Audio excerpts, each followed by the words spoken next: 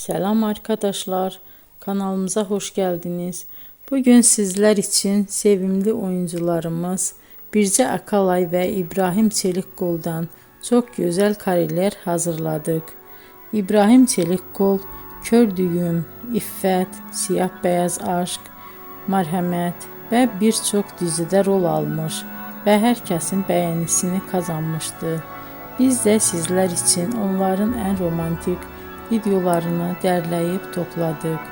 Arkadaşlar, kanalıma abone olup yorum yazmanızı, videonu sona kadar izleseniz çok sevinirim. Herkese teşekkür ederim. Bizden bu kadar arkadaşlar.